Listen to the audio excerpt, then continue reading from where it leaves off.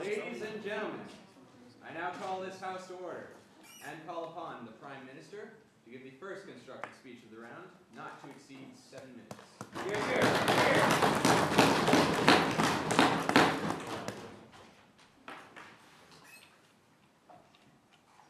Okay, well, of course, I want to start by thanking everyone here, Williams for an excellent tournament, Linda for debating with me. Interesting fact, my first tournament ever was Williams my freshman year with Linda. We did a little less well then. Of course, things to sign up. I'm sure this is going to be an excellent round.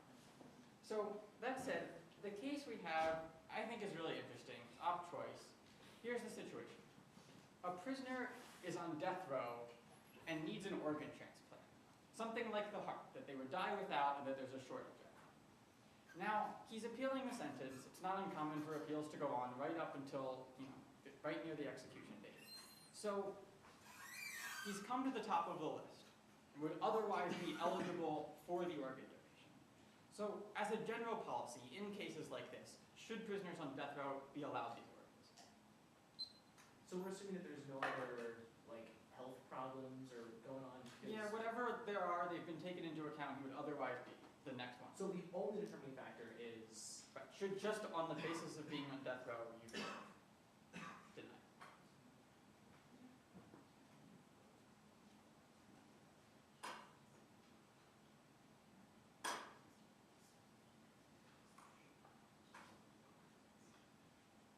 And we're talking just death row? Yeah. We're going to say no. You're going to say he should not get it or not be denied? That death row prisoners should not be eligible for organ transplants. Okay. Wait, that he should not be. Right? Not be eligible? I know you're so happy you picked the intuitive side. It's okay. So we're going to be arguing that we should give death row organ transplants. Now, so the first thing I want to talk about is what this actually amounts to. Because I think denying them this transplant amounts to a death sentence, right? I think it's perfectly equivalent to actually executing a person, to deny them what is otherwise life-saving necessary medical care. Now, why is this bad? Well, the sentence is on hold, right? He was sentenced to death, but he's appealing, and the actual carrying out of the execution is being withheld until his appeals are finished. So then, to effectively execute someone by withholding this care is equivalent to moving up the date, to executing them without ever getting their appeal actually heard, and we think that's just horribly unfair. Right? Now, this is essentially a loophole. It's a way of finding out how we can execute someone who's on death row when they shouldn't actually be able to be executed yet. I don't think that's fair to the person at hand.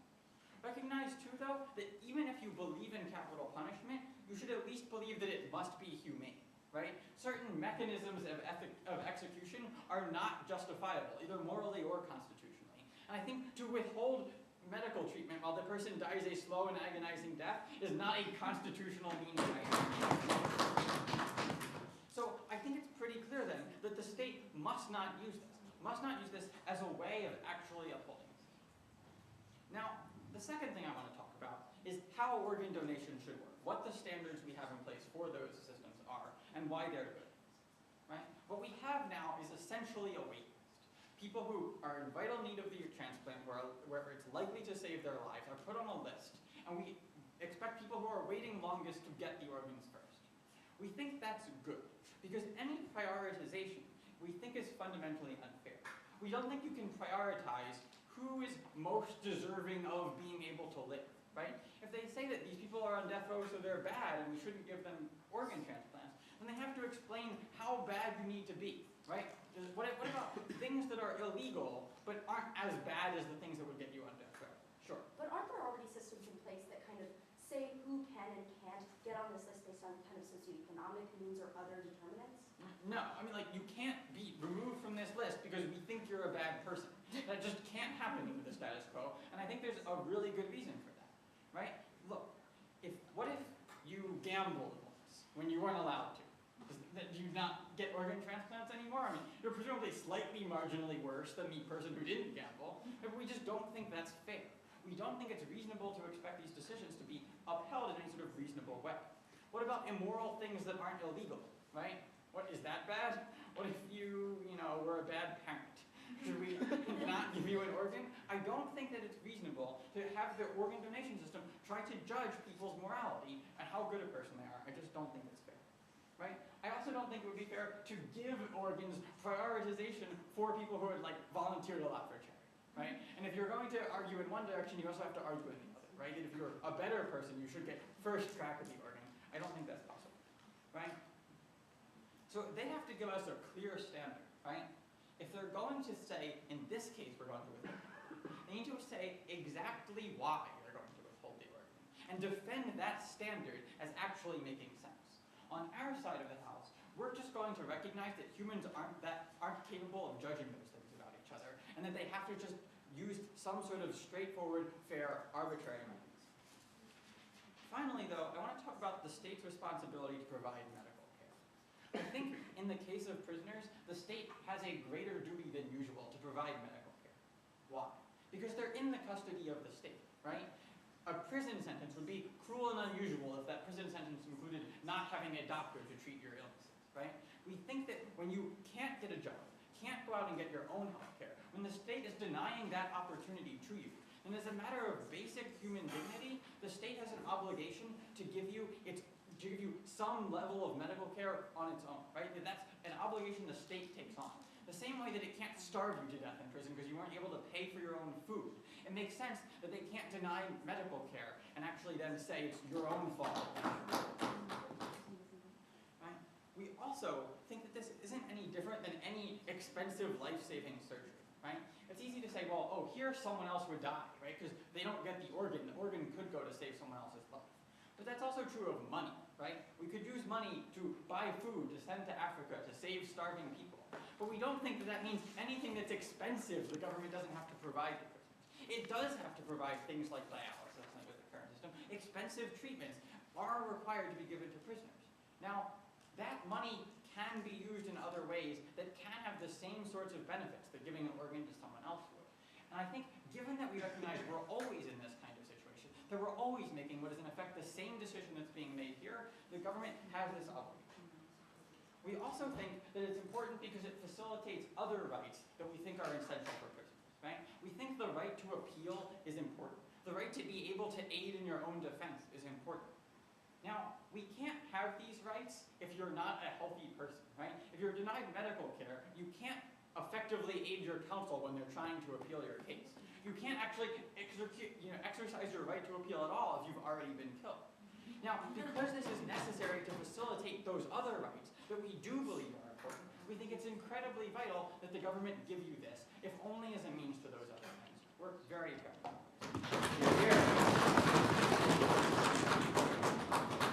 Thank the Prime Minister for his remarks. I call upon the Leader of Opposition to give the first opposition speech of the round, not to exceed 8 minutes. Is someone typing us? We forgot to type it there. Can I grab it real quick? Yeah. Okay. Thank you. That works just as well. I know it's done. It's gone.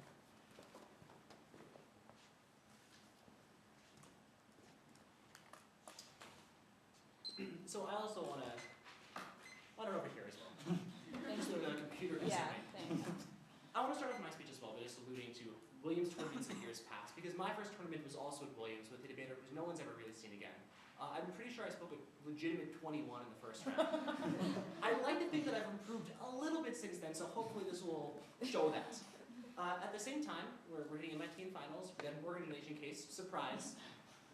So let's see. I have 3 independent points that I want to bring up, and I think that really show why, when you're given the considerations of someone being on death row, that just it's a bad idea to have them eligible for these transplants.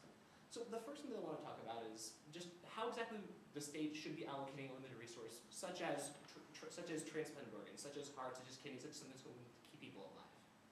Because as it stands, and they try to weasel their way out of this and they're constructive, but we already do have determinations for how exactly these people are getting organs. Why do we know this? Because there's a wait list, because you're actually able to get onto the list, because you have to qualify. So what are some other reasons why you might not be able to get onto this list, why you might not be able to actually get an organ transplant? We think there's a couple, and we think they show why, and we think that the fact that these exist on our subhouse, we think these are justifiable. I think the ones that currently exist that they're trying to push us towards are just silly. So how exactly could people not get on this list to begin with? If they have some sort of other condition that affects them, some sort of disease that makes them not very likely to survive very much longer. Now, why don't we give those people organs? Because we think that we want to actually try to to give the organs to people who actually are going to make full use of them. We don't want to give the organs to people who are going to destroy, where they're going to die, where the organ is going to be able to use to help actually prolong life. I think that that's very important. But we also think that just given the general healthcare system we have in this country to begin with, well, there's a lot of poor people who don't actually have access to the organ transplants because it does cost a lot, because Medicare doesn't automatically cover every single transaction. So let's see, in the current system, we have poor people who don't have access to it and the government's not coming in to save them, and people who have these diseases that are no fault of their own. Okay, and now they're somehow trying to tell us that, but prisoners, death row prisoners, they're much better than either of these two groups of people, because we definitely put them on a higher plane of existence than the poor. What the hell? I think this is a really crass argument. Society, when you say that suddenly their life isn't worth as much as someone who's on death row. If we had a perfect society where we had an infinite number of organs, sure, give them to the convicts. I'd be okay with that.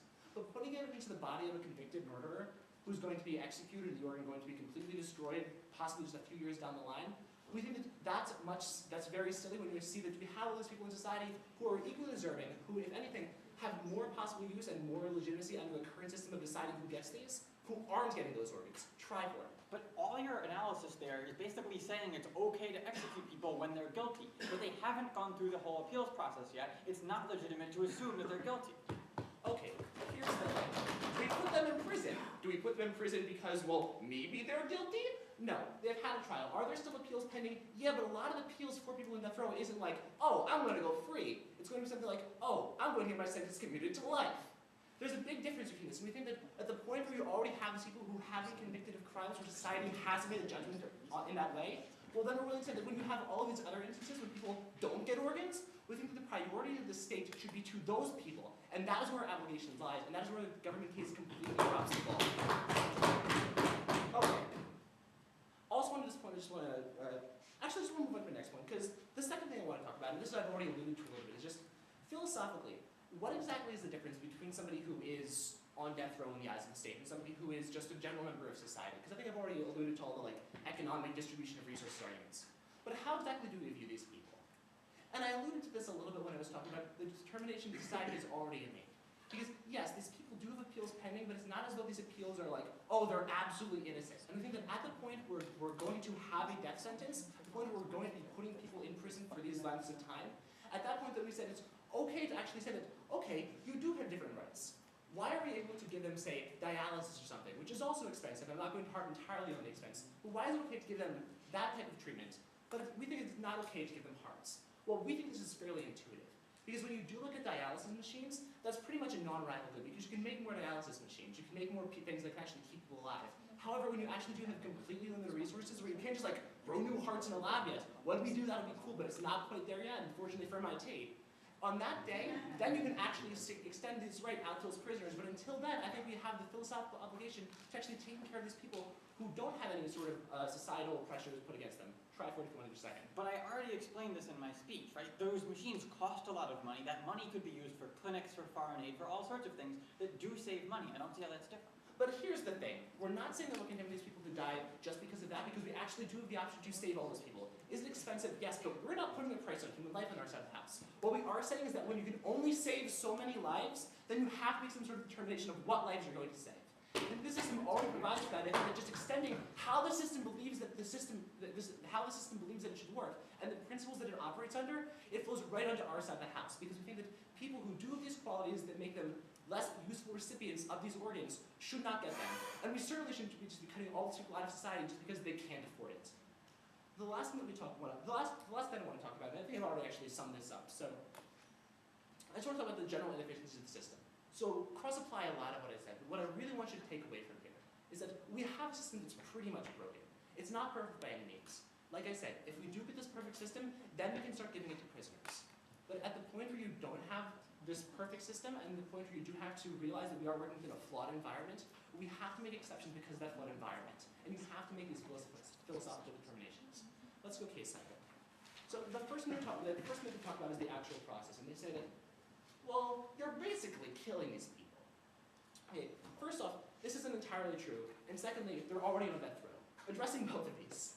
First off, it's not entirely true because the state just failing to give people organs. I don't think that the fact that the state doesn't provide free organs to every single person who needs it who can't afford it means that we're automatically killing them. And I think that if it does,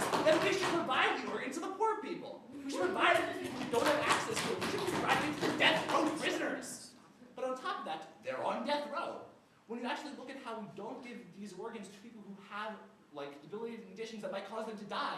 I think a condition that might cause you to die imminently is being on death row. So what else do they talk about? The second thing is that it's essentially a wait list. But then they say, we don't prioritize. But we do prioritize because there's a wait list. And not everyone can get on that wait list. Why? What kind of conditions are there for the wait list? I think we've talked about this already. At the point where you're making differentiations between different people in society, well, we think that the way that those differentiations pan out flows right onto the side where you should be, if you're doing anything with these organs differently, moving it more towards the groups that we say don't have access to them right now. So what else do they say? They say a lot of things about general immorality, and they say, well, you're basically judging these people who they're still up for appeal, so who knows, they might get off. I think I've already addressed this, because at the end of the day, while they are up for appeals, a lot of the time it is going to be just for them moving on to a life sentence. So it doesn't automatically, I don't think it goes to their side by any means. But at the same time, look back to what I told you about the social determination that has already been made. At the point where we do have to make some sort of distinction between the people who are on this list, what kind of distinctions do we make? We make it based upon ability, and we also make it on like who exactly can use it best, and also whether or not the conditions that that person faces is going to enable them to really use it for the best for the longest amount of time. Again, death row prisoners don't really fall nicely into either of these groups. If we could save them, we'd save them, but we can't save them, so we're going to save the people who we think haven't already been judged in society as being worthy of being put on death row. So the last thing, the last group of things they talk about is that, okay, we have all these expensive treatments that we're already giving out to people, but at the same time, we think that the right to appeal is important. Okay, the right to appeal is important, but I don't think that any of the argumentation that they've given you as to why this is automatically just killing the person makes a whole lot of sense. Because first off, we already put the person on death row. I don't want to harp on that too much. But at the same time, when you're saying that you actually have these people in society who don't have access to these organs, who have every single other merit going for them, and who can't get on this wait list or can't afford the organ transplant because of other means, I think at the point of view of any sort of philosophical justification to the people who live in your society, then you do have to make this prioritization. I think this prioritization is already inside of the system. Yes, they're appealing, but they're still in death row. I think that in general, we should be giving these organs to people who actually can make the most use of them, and people who actually do the most merit. If we didn't have to make this determination, if we had enough, that'd be great, but we don't. We're still project first. Here you go. Thank the Leader of Opposition for his remarks. I call upon the Member of Government for the next 8-minute speech of the round, reconstructing government's case. Thank you, Mr. Speaker, and members of the panel. Adam, fabulous tournament. Very different from the one 3.5 years ago. On opposition, love you guys. Fabulous speeches from you. You guys are great. Thanks to everyone here. I'm going to first go off case and then move on to Adam's on-case arguments. Their first independent point talks about the state's allocation of limited resources. That, we're already determining how to get organs, but we have other circumstances. First of all, everything else they've listed is objective. When you talk about medical conditions, it's whether or not this organ will do anything for this person. We've told you that in this particular case, the organ will definitively help keep that person alive, whereas in other situations, he will probably die. That's entirely different, right? And to that extent, we tell you that it's not the state's obligation to say, we're going to determine where to best allocate these resources. They say that there are other conditions that affect them, right? We tell you, look, appeals means that they might get converted to life. What does life sentence mean? That they continue living. If you take away this organ from them, they don't continue living. That's called a death sentence. That's bad, because if they can appeal for life, that means they live longer. I don't understand why this is so confusing for Trevor, right? And talk about how poor people are not on Medicaid. That's really interesting, because if Medicaid doesn't cover this, right, what this means is they don't have access to the surgery, but they still have access to the organ, right? That's entirely different. If they want to argue this whole philosophical death row versus a poor person argument, then that's reason to not give food, shelter, security, vaccinations, dialysis, etc., to the prisoners, right? And instead use all of that money to give the surgeries to the poor people who can't afford it on Medicaid. They can't possibly uphold that, because that's entirely immoral and not the duty of the state, nor their rights. They talk about how we want to when we put people in prison, right, they may be guilty, we might commute them to life. That means they don't die. We've already covered this. Their second independent point is the whole idea of philosophy, right? What's the difference between a person on death row and a general member of society? Well, we tell you that, first of all, you have an increased obligation to the people on death row, because you've taken away their abilities to provide for themselves. That's why we give them food, that's why we give them shelter, that's why we give them water, that's why we give them a lot of other things, right? That's why we have an increased obligation to them. We also have the obligation to say that we're going to give them appeals until, it's just impossible to prove that they're innocent, right? We say that a lot of times, these trials are fundamentally unfair. There are a lot of innocent people on death row. A lot of times these appeals do work, and to that extent, they've unfairly convicted a lot of people to actual death. They say it's okay for dialysis because it's just a matter of money. It's not a limited resource, right? Cross-apply all the arguments I've told you about how a lot of money means we can help a lot of poor people. We can still do that, but we don't because we don't think that's fundamentally fair, and we don't think that's the government's obligation. They talk about how we don't want to put a price on human life, right? And we can only save so many lives, so we should determine which ones we want to save. No, we can't say just subjectively, I think this person is fundamentally better than that person, and therefore I want to give him the organ instead of this person. Like, why do we have a list in the first place, right? Like, to determine who has the best rights, because that's the only way we can fairly determine it, right? It's not just we think that person is the worst person, and therefore we're going to give them less rights. The final independent point talks about the general inefficiencies in the system and how it's really, really broken. Well, if it's really, really broken, that's why innocent people are in jail, and that's why you should give them a better chance to live and appeal and get their innocence back, right? But furthermore, if there's more flaws in the system, right, that means that we should give it even less trust. That's why we shouldn't trust the system that much, and that's why we should look to the most objective standards we can and determine who gets the organs in the most fair way possible. Let's move on to case side. Our first independent point talks about what this actually amounts to. And we say it's basically the same thing as executing this person, right? They say, first of all, that this isn't true. Look, we told you in case construct that you're preventing organs that he otherwise would have gotten that would have saved his life from being given to him. That means you're killing him. It's definitionally true. Put out in contract, it's just true. They also tell you that this person's already on death row, right? Here's the difference. The government can't actively stop someone from their life being saved. They don't have an obligation to, give them, passively give them all the organs that they need, right? Like, they can't do that. The government doesn't have the obligation to give everyone organs when they need it. But at the same time, they don't have the right to actively take those away when they would have gotten them under any other fair circumstances, right? That's a differentiation between what the state has the right to do and what a state can or cannot do, and that's why they lose this round. They talk about how they're already on death row and it's effectively a life sentence, blah, blah, blah, blah, blah. Our argument here is, look, if you want to determine who gets organs based upon how much their life is worth, based upon how moral their livelihood is, then should we be giving organs to ex-convicts? Should we be giving organs to, life sentencing people? Should we be giving organs to people who've done really bad things, like bad parents? They've never addressed any of these arguments and can't win on that argument alone. But beyond that, the fact that they're already on death row and therefore already likely to die also works heavily against them. Because recognize that a lot of people's jobs makes sure that they're more likely to die. For instance, firefighters or policemen are a lot more likely to die than me or Adam, because we don't go out and stand in the way of fire, stand in the way of bullets every day, right? Does that mean that we shouldn't give them organs because they're really likely to die soon? No! The state doesn't have the right to determine those, and that's why we say it's the same thing for people, even if they're already on death row. Again, our second independent point talks about how organ donors should work, right? Again, we get this argument about life sentencing. Again, we tell you, look, we're not basing organs donations off of who's morally better, right? It's just not what we're talking about.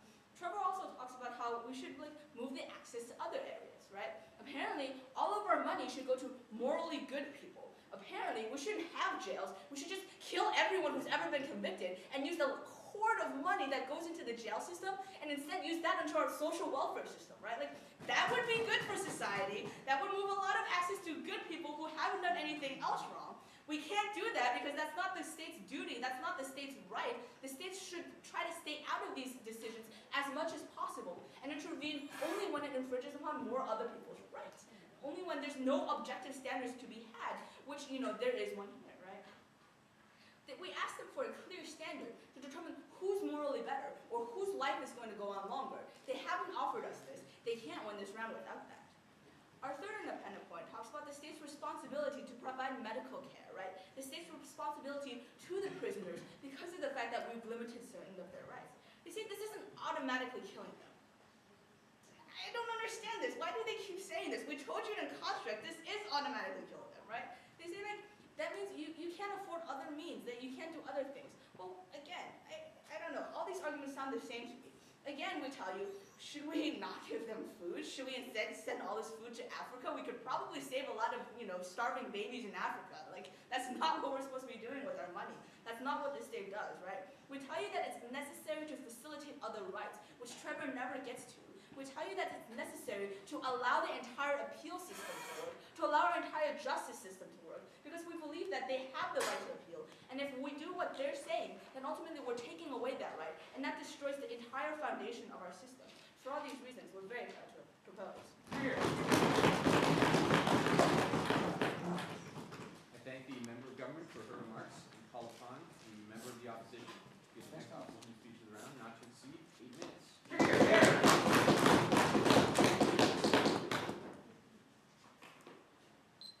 First of all, I'd like to thank the panel so much for hosting us this weekend. This is my first break.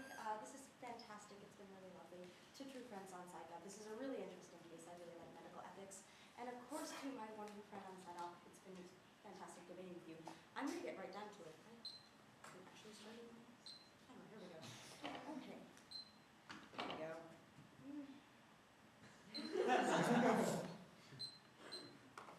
Do you want this one? I'm really sorry. This is just embarrassing and awkward. Start. Anyway. So what this really gets down to is, I think that we're kind of blurring this in terms of when we're talking about judicial rights and kind of upholding these things. Who saves the most lives is what this really gets down to. That's the function of an organ donation. That's the function of an organ transplant. So basically, we're going to be looking to like who saves the most lives and who best facilitates organ donation. So I'm going to go line by line because I think that we actually give you a lot on either side. So we talked to you all about limited resources. We talked to you all about the fact that like there are determinants for who gets an organ and who doesn't that already exist within placing people on the wait list. And one clear determination that we give you is who is going to best use this based on their previous medical conditions and their previous kind of conditions of life. So we don't give lungs to people who are, constant 4-pack-a-day smokers because we don't feel that they justify that. But we do give lungs to people who feel that, have had previous medical conditions that show that they will treat these organs better in the future and they will utilize them to the best of their abilities. Yes? We actually do give lungs to smokers all the time. It's No. perfectly accepted. What I'm trying to, I think that in this constructive point is like the fact that we need to look to who is best going to maintain this organ, who's going to get the most use out of it, and who's going to best utilize this organ in society. And I think that at the point where we're kind of taking these organs away from people who can't even get on the wait list to begin with, which I'll cover later, we're actually just not supporting a system that kind of is facilitating the right to organs in an efficacious manner. But then I really want to talk to you about the fact that, that Medicare doesn't help people get on this wait list, that people who are under Medicare are actually denied access to this wait list, and that basically this denies any people, the people who most deserve it, the people who have families, who have to keep maintaining order in society, who have to keep paying taxes to keep prisoners in prison, are the people who are being denied access to these organs. We think that this is absolutely ridiculous. So kind of what Linda gets up here and tells you is that we can't assume that there's a guilt, that this is a life sentence, and that, that we can't just assume that because they've been sentenced to death that they're necessarily guilty.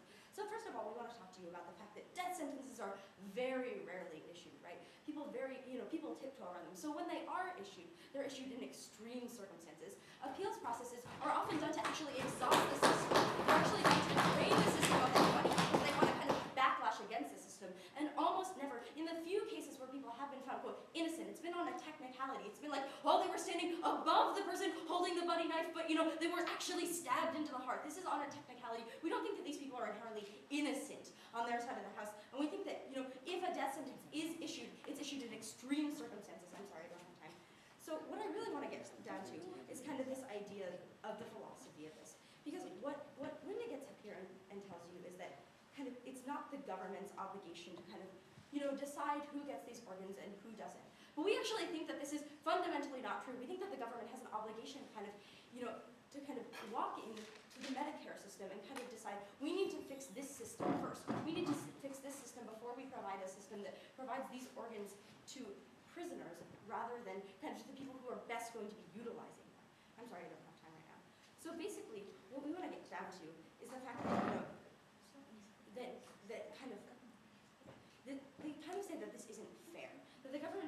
the ability to decide like who gets to do this and who doesn't. But we're going to say that there are times when the government gets to make these decisions all the time. There are times when people kind of managing these wait lists get to make these decisions, and we just don't think that they should allow prisoners on the wait list in the first place. So at the point where we just think that this is absolutely ridiculous. They actually just don't give us a lot to go on our side of the house. So I'm going to get back to case side. So really, what it comes down to is they talk about, you know, what this amounts to, and they want to talk about effective execution, that capital punishment should be humane. But really what it comes down to is that, like, a lot of the times, just because the government isn't providing an organ to every single person doesn't mean that they're effectively killing them. The government doesn't have the resources to do this. They're not actively killing somebody. This is kind of just by, like, limiting their access to this one specific thing. They still do provide things like dialysis, and they kind of try to make fun of us on this. They try to say, like, you can't have one standard and not another. But what we tell you about dialysis is that you can always produce more dialysis machines. You can't produce more hearts. You can't produce more lungs. You can't produce more. And this is an absolutely ridiculous argument. So then we get down to the idea of, like, the wait list. This is what they talk to you about. And you know, who can decide what's on this, and what's the clear standard? What we're telling you is that we don't have to delineate a specific, you know, judicial standard for this. But we want to tell you that we just don't think that prisoners fall on the side of people who fundamentally deserve first access to these organs. We think that these organs should first go to poor people who don't have access to the wait list to begin with. There are so many flaws in the Medicare system that I want to actually address. So in Chicago, Illinois right now, people on Medicare don't actually have an effective way to access the waitlist system. And in fact, a lot of the times people have to go to other states like Michigan to put themselves on waitlists that they know are more effective. So we actually think that we need to fix these fundamental flaws before we start, you know, until we can harvest organs and until we can fix these flaws in terms of dealing with the poor populations, we just don't think that you should be distributing organs in this way. Yes? So why don't we do that in addition to also giving prisoners a Okay, I understand. Isn't that a great point? A lot of their arguments rest on this idea that, like, you know, that the system isn't really that flawed, that Medicare, you know, provides to all these people. But we're saying that these two things are mutually exclusive at this point, at the point where we do have limited resources and limitless needs. This is absolutely crucial for us. So first of all, they talk to you about how a state has an obligation to healthcare, right? And that they, you know, and that when a prisoner goes into prison, that they're denied access to everything, and that's why you have to provide for this. Why were they denied access to healthcare? Why were they denied access to food? Because they violated the law. Because they first and foremost are prisoners. I think that this completely goes to our side. They violated the law, and like while it might be like they try to make all these moral judgments, making us seem absolutely immoral, like we're killing someone. First of all, we tell you we're not effectively killing them. But the other thing that I just want to really harp on, panel, is the fact that we're actually not really kind of taking away the standard, because we're actually, like, every single person that doesn't get an organ on their side of the house, a person on our side of the house who will be utilizing it in the most efficient manner and the most efficacious manner is actually getting this organ. It's actually like a perfect system where you actually can transplant one person for another. I know that's an awful pun. But, I mean, so what it gets down to, so they kind of talk to you about the fact that, like, it's expensive to provide dialysis, so why do we provide dialysis and not organ transplants? But we're not talking about money on our side of the house. What we're talking about is the fact that, you know, the government does take away other prisoners' rights, and we just don't think that this is a fundamental right. We just don't think that this is a right that the government has an obligation to facilitate. We just don't think that our justice is absolutely necessary. So what does this really come down to? So they say that, you know, you can't cut corners by you know, you're not taking away dialysis, so why would you cut corners here? Why would we not cut corners wherever possible in order to reallocate resources within the healthcare fund? This is obvious. There's obviously flaws to the Medicare fund, and until we address those, and until we address the problems of allocation of resources, I just don't think that any of their arguments hold. All of their moral arguments, all of their arguments about kind of the right to an appeals trial, I just don't think hold up in the fact that of the stark realities of this case. That for every person who doesn't get an organ on their side of the house, there's a person on our side of the house who's deserving of that organ, who is getting that. And I just think that, I don't know why they should be given priority in this system, and I just think it's absolutely ludicrous that they insist that they can. So basically she tries to tell you that, you know, it's morally good to not deny access to anyone, and that, like, why don't we just kill everyone to save money in the healthcare system? First of all, like, this is strawmanning to the biggest extent. We're not advocating killing anybody. We've already addressed this. But really, what it comes down to is, like, who can best use this, and basically, who most deserves this organ. And we just don't think that it's people who have violated the law, who have other rights taken away from them, and who basically don't have a way. So even if they do get their their sentence reduced to life. What way can they actually possibly utilize this in an efficient manner? Like, if they are going, we just don't think that they're the best candidates. We think that someone who has 3 children and lives in a poor family is a much more likely candidate for this organ transplant. And for these reasons, we are proud to oppose. Thank you so much for your time.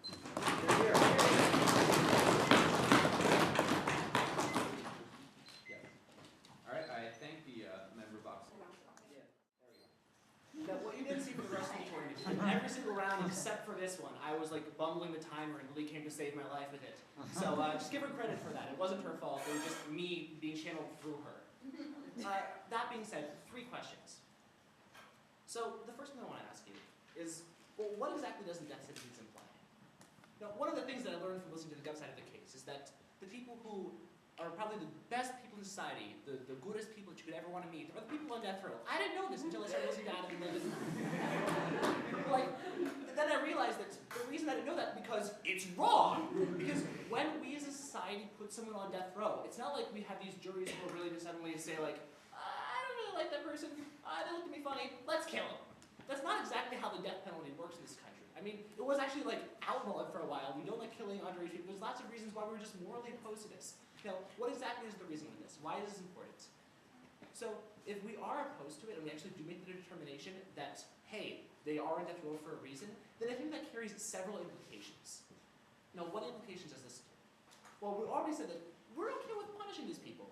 We're okay with eventually putting them to death. Yes, we will allow them their appeals, but at the same time, it's very clearly that there is a distinction between the rights that they once had and the rights they now have. Now that society has made the determination that they are on death row. I think that really doesn't go fantastically addressed by the government side of the house.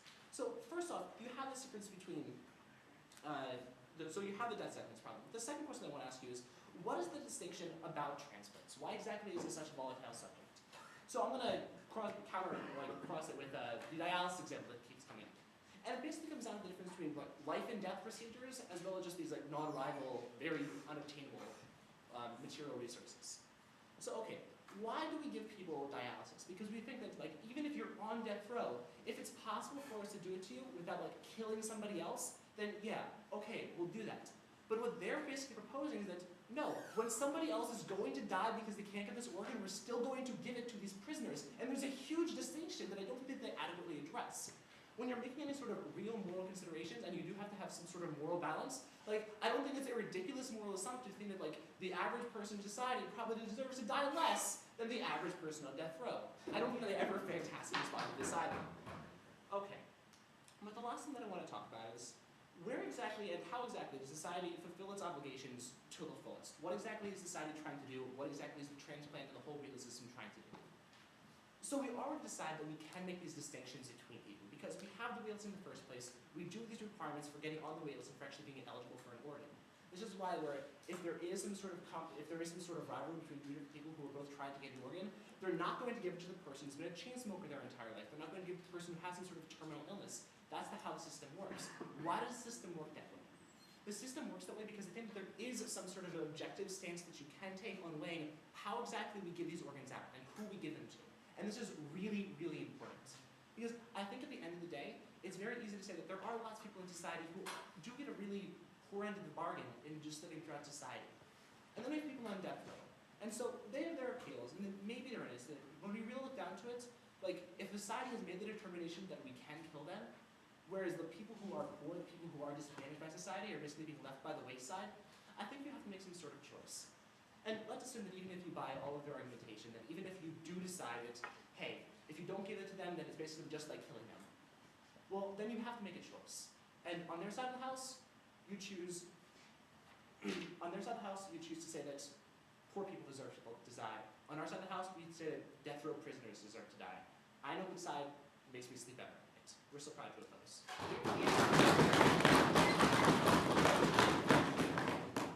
Thank the Leader of Opposition for his remarks. Call upon the Prime Minister to deliver the last speech of the round, not to exceed 5 minutes.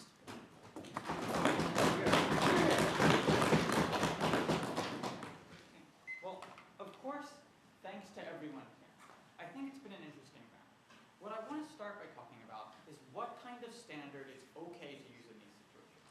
Because they keep saying, well, we're not advocating this, we're only advocating this very particular thing. But they're giving no reason why their arguments wouldn't also imply something else. Things that are obviously incorrect. And they can't say we're not going to defend those if all their argumentation forces them to defend those. If all their argumentation would imply those things that are obviously wrong, they have to either defend them or explain why they're different than the situation that's at hand, and they haven't done that. So why do they say we should deny organs? They say, well, they're going to die anyway. They say, maybe not. Appeals take a long time. They're often commuted to life sentences, like when the governor realizes that DNA results have shown that huge portions of the people on death row are innocent. So there's no reason to think that they're going to die right away for sure. Now we give them, on average, they have lower life expectancy. We're perfectly willing to concede that. But that's also true of police officers and daredevils and firefighters. We don't think we should be judging based just on life expectancy when we decide who should get what organs. We don't think it's a valid basis for decision. They say, well, they did something illegal. That's really bad, right? Therefore, it's okay. We say, so did lots of other people, like ex-convicts, right? People who have gotten out of jail but did something really bad originally. People who are in jail for life. People who have committed minor crimes, right? Why not that? No reason, right? If you think it's good to give it to whoever's a better person, then you should be considering those things. I say, we're not caring about basing it on who's a better parent. But if you're not, then you don't think who's a better person is a valid reason for so their standard makes no sense. They themselves refuse to use it in any other situation. So it's just not a valid standard. Right? Look, people on death row are on average worse, but we don't think that's a reason to deny it. We give you a clear standard, right? Look, it's about medical necessity of usefulness. If you need the organ, if the organ would be good for you, then you should be on the list. Not automatically get it, but be on the list. It should be decided just based on a waiting period, like it is for everyone else. We're not giving prisoners priority. We're just allowing them to work in the system that everyone else is working. They just say, well, this is different than other care, because here it's an issue of saving other people's lives. What we tell you is, using money for dialysis treatment is also about saving other people's lives. The poor people that don't get the organs on their side of the house that they're so worried about, right? They're not actually denied access to the organ. It's not that the organ waitlist system doesn't allow them to get the organ. The reason they don't get that treatment is because they can't afford to pay for the surgery, and it's not covered by Medicaid. Now, we could withhold the dialysis treatment and cover that surgery with it. We could withhold food and cover even more surgery. It's always a question about competing people who need things. What we tell you is, we give prisoners treatment because they're in jail and it's the obligation of society, not because we actually value their lives more. Look, there are other problems. Apparently, the system in Michigan is a whole lot better than the one in Chicago. Fine. We should maybe make the Chicago system more like the Michigan system. This is not mutually exclusive. This has nothing to do with the round at hand. The fact that there are other problems doesn't mean we shouldn't treat this one like a problem we actually care about and actually do what's right. Now, the second thing I want to talk about, and I think this is definitely where we get around, is the rights of prisoners, right? Now, they're correct. They point out, look, when you get convicted, you don't have complete rights. You get put in jail, that's a rights violation. That's true, but you don't have zero rights. You do have a right not to be executed until you've appealed. We definitely recognize that right for prisoners, and you're denying them that right when you're executing them now. Your response to this is one of the worst arguments I've ever heard in a debate battle, which is that you're not actually killing him. This makes no sense at all. I didn't suffocate the man. I just denied him the oxygen that would It's killing him. It's clearly killing him. You're preventing people from getting things that they need in order to stay alive that they otherwise would be getting. This is clearly killing them. Look, if we denied them food, that would be killing them. Right? But they couldn't pay for the food on their own. It's exactly analogous. I don't see how this makes any sense whatsoever. We also tell you that this is a cruel way to execute people. That it's just unconstitutional to make people die a slow and painful death from lack of medical treatment. This wouldn't be acceptable as a form of execution. It's clearly unconstitutional. It's clearly morally wrong. It's just cruel. We have checks in our system to prevent this. This clearly is cruel. They refuse to even deal with this argument, right? Look, It's not fair to make people suffer in this way. It's not a humane way of treating people, and to use this as a mechanism for punishment is just entirely wrong. We do have a right to take care of prisoners do have a right to certain basic things, to oxygen, to food, and to basic medical care.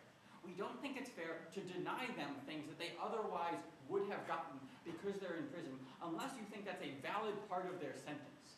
It's clearly not. It's clearly cruel. It's clearly not what the judge intended when they sentenced them to death row, and it's clearly not allowing them for appeals process. This is a complete violation of the rights, and we think that some rights are still important for everyone in society because some of these people are actually innocent. We're proud of it.